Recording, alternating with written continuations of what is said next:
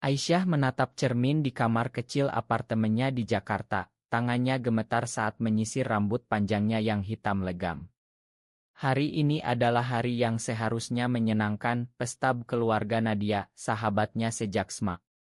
Tapi saat bibinya Nadia, Bu Ratna, menariknya ke samping di belakang rumah, dengan suara pelan tapi tegas, "Aisyah, aku tahu rahasiamu dengan Nadia." Dunia Aisyah runtuh seketika. Aisyah terpaku, jantungnya berdegup kencang seperti genderang perang. Bu Ratna, wanita paruh baya dengan hijab rapi dan mata tajam yang selalu penuh kasih sayang, kini menatapnya dengan campuran kekhawatiran dan tekad. "Jangan bohongi aku, Nak. Aku melihat kalian berdua malam itu di taman. Ini bukan main-main, ini soal masa depan kalian berdua." Aisyah merasa napasnya tersendat, ingatan malam itu melintas, ciuman pertama dengan Nadia di bawah pohon lamboyan saat hujan deras mengguyur Jakarta, dan perasaan bebas yang begitu rapuh. Bagaimana Bu Ratna tahu? Aisyah bertanya dalam hati, tapi mulutnya terkunci. Mereka berdua, Aisyah dan Nadia, telah menyembunyikan perasaan ini selama 2 tahun, sejak kuliah di Universitas Indonesia. Nadia, gadis ceria dengan senyum yang bisa menerangi ruangan, adalah segalanya bagi Aisyah. Tapi di Indonesia, di mana norma masyarakat dan agama begitu ketat, cinta seperti ini adalah tabu. Aisyah ingat betapa ayahnya, seorang pegawai negeri yang taat, pernah berkata, "Keluarga kita harus sempurna, tidak ada ruang untuk penyimpangan." Kata-kata itu seperti pisau yang menusuk dada Aisyah setiap malam. Bu Ratna melanjutkan, suaranya lebih lembut sekarang. "Aku tidak marah, Aisyah. Tapi kalian harus hati-hati. Nadia anakku satu-satunya, dan keluarga kami konserati. Kalau ini tersebar, bisa hancur semuanya." Aisyah mengangguk pelan, tapi dalam hatinya, badai sedang mengamuk. Apakah ini akhir dari segalanya? Atau justru awal dari perjuangan yang lebih besar? Dia ingat saat pertama kali menyadari perasaannya terhadap Nadia, di kelas sastra, saat Nadia membaca puisi Chairil Anwar dengan suara yang penuh gairah, dan Aisyah merasa jiwanya tersentuh. Pesta berlanjut di halaman belakang rumah Nadia di kawasan Kebayoran Baru. Asap daging bakar mengepul, tawa keluarga bergema, tapi bagi Aisyah, semuanya terasa palsu. Nadia mendekatinya, matanya penuh tanya. "Kenapa kamu murung begini, Say?" tanyanya sambil menyodorkan segelas es teh. Aisyah tersenyum paksa, tapi Nadia tahu ada yang salah. Mereka telah belajar membaca satu sama lain seperti buku terbuka. "Nanti aku cerita," bisik Aisyah, tapi hatinya berat. Bagaimana dia bisa bilang bahwa bibinya tahu? Malam itu, setelah pesta usai, Aisyah dan Nadia duduk di teras. Nadia memegang tangan Aisyah di bawah selimut, hati-hati agar tak ada yang melihat. "Aku takut, Say. Kalau keluargaku tahu, mereka akan pisahkan kita." Aisyah mengangguk, ingat betapa Nadia pernah cerita tentang pamannya yang homofobik, yang pernah mengusir sepupunya karena rumor serupa. Tapi Aisyah tak bisa mundur. "Kita harus kuat, Nad. Ini bukan salah kita." Tapi dalam hati, Aisyah ragu. Apakah cinta ini layak untuk segala risiko? Keesokan harinya, Aisyah bertemu Bu Ratna lagi di sebuah warung kopi dekat rumah. Bu Ratna datang dengan wajah serius, membawa sebuah amplop. "Ini surat dari ayah Nadia. Dia ingin Nadia menikah tahun depan dengan anak temannya." Aisyah merasa dunia berputar. Nadia belum tahu, dan Bu Ratna meminta Aisyah untuk membantunya meyakinkan Nadia. "Kau tahu Nadia mencintaimu, tapi ini demi kebaikan keluarga." Aisyah marah, tapi juga bingung. Apakah dia harus mengkhianati cinta mereka? Atau melawan? Konflik mulai memuncak saat Nadia mengetahui rencana pernikahan itu dari bibinya sendiri. Nadia marah besar, berteriak di kamarnya, "Aku tidak mau, Bu. Aku cinta Aisyah." Bu Ratna terkejut, tapi tetap tegas. "Ini bukan pilihan, Nak. Masyarakat kita tidak menerima ini." Aisyah, yang diam-diam mendengar dari luar, merasa hatinya hancur. Dia harus memilih, diam dan biarkan Nadia menikah, atau berjuang dan risiko kehilangan segalanya. Aisyah pulang ke apartemennya, menangis sendirian. Ayahnya menelepon, "Kapan kamu bawa calon suami pulang, Say?" Aisyah bohong, "Belum, Yah." Tapi tekanan itu makin berat. Dia ingat masa kecilnya di Bandung, di mana dia selalu merasa berbeda, tapi tak pernah berani mengakui. Nadia adalah cahaya pertamanya, tapi sekarang cahaya itu terancam padam. Di tengah malam, Nadia datang ke apartemen Aisyah, mata bengkak karena menangis. "Kita kabur saja, Say." Aisyah tergoda, tapi tahu itu bukan solusi. "Kita harus hadapi ini, Nad." Mereka berpelukan, tapi Aisyah tahu perjuangan baru saja dimulai. Apakah cinta mereka cukup kuat untuk melawan dunia? Pagi berikutnya, Aisyah bangun dengan kepala pusing. Nadia masih tidur di sampingnya, wajahnya tenang seperti tak ada masalah. Tapi realitas menampar saat telepon berdering. "Ayah Nadia, Pak Hadi ingin bertemu. Ada yang penting dibicarakan," katanya singkat. Aisyah panik, tapi Nadia meyakinkannya, "Aku yang tangani, Say. Kamu jangan ikut campur." Pertemuan itu berlangsung di rumah keluarga Nadia. Pak Hadi, pria bertubuh tegap dengan kumis tebal, duduk di ruang tamu dengan wajah keras. "Nadia, kamu sudah dewasa. Pernikahan dengan Andi adalah yang terbaik." Andi, anak teman bisnisnya, adalah pemuda kaya dari Surabaya. Nadia menolak tegas, "Aku tidak cinta dia, Yah." Pak Hadi marah, "Cinta? Itu omong kosong. Keluarga kita punya nama baik." Aisyah, yang diminta datang sebagai sahabat, duduk diam di sudut. Tapi saat Pak Hadi bertanya, "Kamu tahu kenapa Nadia begini?" Aisyah, hatinya bergetar. Bu Ratna meliriknya penuh arti. Aisyah bohong, "Tidak tahu, Pak. Tapi rasa bersalah menyiksa." Apakah ini pengkhianatan pertama? Setelah pertemuan, Nadia dan Aisyah berjalan di Taman Monas. "Aku benci ini semua, Say. Kenapa kita tidak bisa bebas?" Aisyah memegang tangannya, "Karena Indonesia masih seperti ini, Nad. Banyak orang seperti kita yang sembunyi." Mereka bicara tentang teman-teman di komunitas Lugd Online yang cerita tentang diskriminasi di tempat kerja, penolakan keluarga, bahkan ancaman kekerasan. Tapi konflik semakin dalam saat Aisyah mendapat pesan dari Bu Ratna, "Bantu aku pisahkan mereka, atau aku cerita ke ayahmu." Aisyah shock.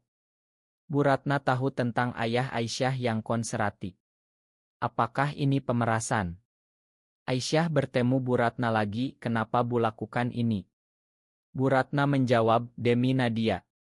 Cinta kalian ini salah di mata masyarakat. Aku pernah punya teman seperti kalian dan hidupnya hancur." Aisyah pulang, pikirannya kacau. Dia ingat masa kuliah, saat pertama kali berani bergabung dengan grup rahasia di kampus. Di sana, dia belajar bahwa cinta tak kenal gender, tapi realitas Indonesia penuh tantangan. Hukum tak melarang, tapi norma sosial seperti penjara tak terlihat. Nadia mulai berubah. Dia jadi pendiam, sering menangis sendirian. "Aku takut kehilangan keluarga, Say." Aisyah meyakinkannya, "Kita bisa hadapi bersama." Tapi dalam hati, Aisyah ragu. Apakah dia siap kehilangan segalanya? Suatu malam, Andi datang ke rumah Nadia untuk kenalan. Aisyah diminta hadir sebagai pendukung. Andi, pemuda tampan dan sopan, bicara tentang rencana masa depan. Nadia tersenyum paksa, tapi matanya penuh air mata. Setelah Andi pulang, Nadia marah pada Aisyah, "Kenapa kamu diam saja? Kamu tak bela aku." Aisyah terluka, "Aku takut, Nad." Pertengkaran pertama mereka pecah, kata-kata pedas terlontar. Esoknya, Aisyah bertemu temannya, Lina, yang juga lesbian tapi sudah menikah dengan pria demi keluarga. "Ini pilihan, Say. Kadang kita harus korban." Aisyah marah, aku tak mau hidup bohong. Tapi kata-kata Lina menggema, apakah benar ada pilihan benar? Konflik memuncak saat Pak Hadi menemukan pesan lama di ponsel Nadia. Siapa Aisyah sebenarnya? Tanyanya marah. Nadia panik, bohong bahwa itu hanya sahabat. Tapi Pak Hadi curiga dan mulai mengawasi mereka. Aisyah merasa terjebak. Dia harus memutuskan, mundur dan biarkan Nadia menikah, atau ungkap semuanya dan hadapi badai. Malam itu, dia menulis surat untuk Nadia, aku cinta kamu, tapi mungkin ini akhir. Tapi dia tak kirim, malah robek. Badai mulai mengamuk saat Pak Hadi memanggil Aisyah ke rumahnya. Aku tahu kalian lebih dari sahabat, katanya dingin. Aisyah denyut jantungnya seperti akan meledak. Bu Ratna berdiri di belakang, wajahnya penuh penyesalan. Ma, nak. Aku harus cerita demi Nadia. Aisyah marah, Bu, ini pengkhianatan. Pak Hadi memotong, ini bukan tempatmu bicara. Keluar dari hidup Nadia atau aku laporkan ke polisi. Ancaman itu kosong karena tak ada hukum anti-LGBT, tapi di Indonesia, rumor bisa hancurkan reputasi. Aisyah pergi dengan air mata, tapi tekadnya membara. Nadia mengejarnya, jangan dengar ayahku, Say. Mereka bertemu di kai kecil di Tamrin. Kita harus kabur ke Bali atau luar negeri. Aisyah gelengkan kepala, itu bukan solusi, Nad. Kita harus ubah pikiran mereka. Tapi Nadia putus asa, mereka tak akan berubah. Konflik internal Aisyah semakin dalam. Dia ingat ibunya yang meninggal, yang selalu bilang, ikuti hatimu, nak. Tapi ayahnya sekarang menikah lagi, dan ibu tiri yang konservatif. Kalau tahu, Aisyah bisa diusir. Suatu hari, Aisyah bergabung dengan acara komunitas LGBT di Jakarta, secara rahasia. Di sana, dia bertemu aktis seperti Rina, yang cerita tentang perjuangan hak LGBT di Indonesia. Kita butuh suara, bukan sembunyi. Aisyah terinspirasi, tapi takut. Sementara itu, Nadia dipaksa bertemu Andi lebih sering. Andi baik, tapi Nadia merasa terpenjara. Aku merasa bersalah pada dia, Say. Dia tak tahu apa-apa.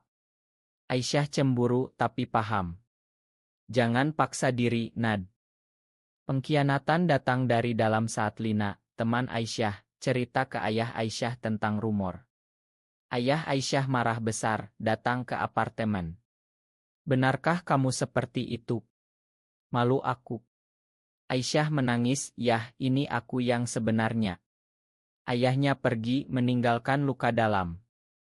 Nadia datang menghibur, tapi mereka bertengkar lagi.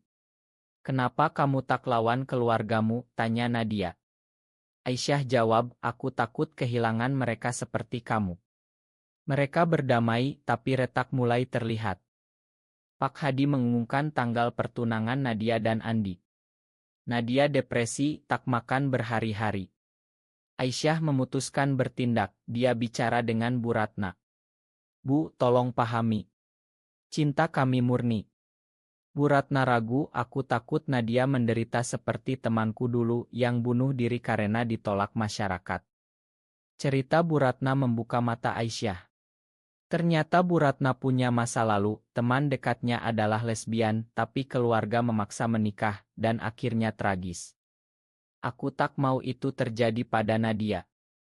Aisyah mulai kampanye kecil, kirim artikel tentang LGBT ke keluarga Nadia. Tapi Pak Hadi marah, blokir nomornya. Malam sebelum pertunangan, Nadia kabur ke apartemen Aisyah. Aku tak bisa, Say. Mari kita pergi. Aisyah setuju, tapi hati berat. Mereka packing, tapi Bu Ratna datang tiba-tiba. Jangan lakukan ini, nak. Konfrontasi pecah, Bu Ratna menangis, aku cinta kalian berdua. Tapi masyarakat. Nadia jawab, masyarakat bisa berubah, Bu. Bu Ratna diam, tapi tak setuju. Kabur ke Bali adalah keputusan impulsi. Aisyah dan Nadia naik pesawat pagi-pagi, meninggalkan Jakarta yang penuh tekanan. Di Bali, mereka tinggal di ila kecil dekat pantai Kuta. Untuk pertama kalinya, mereka merasa bebas, berjalan bergandengan tanpa takut mata orang. Tapi kebahagiaan itu singkat. Pak Hadi menelepon, pulang sekarang, atau aku anggap kamu bukan anakku lagi. Nadia menangis, yah, makan aku. Aisyah menghibur, tapi tahu ini bukan akhir. Di Bali, mereka bertemu komunitas lokal. Seorang wanita bernama Dewi cerita tentang perjuangannya, menikah paksa, tapi akhirnya cerai dan hidup autentik. Butuh waktu, tapi keluarga bisa paham. Nadia terinspirasi, mungkin ayahku juga bisa. Tapi tekanan datang lagi saat ayah Aisyah menelepon pulang, Say. Ibu tiri sakit karena kamu. Aisyah ragu apakah ini jebakan. Dia pulang sendirian meninggalkan Nadia di Bali. Di Jakarta, ayah Aisyah menyambut dengan amarah. Kamu hancurkan keluarga. Tapi ibu tiri yang ternyata tahu bilang biarkan dia, Mas. Anak kita dewasa. Aisyah terkejut, ternyata ibu tiri lebih terbuka. Sementara itu, Nadia di Bali mendapat kunjungan Andi. Andi bilang, aku tahu tentang kalian. Aku tak mau paksa.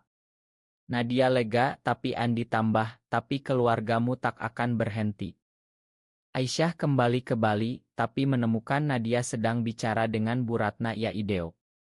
Bu Ratna bilang, pulanglah, kita bicara. Mereka pulang, siap hadapi.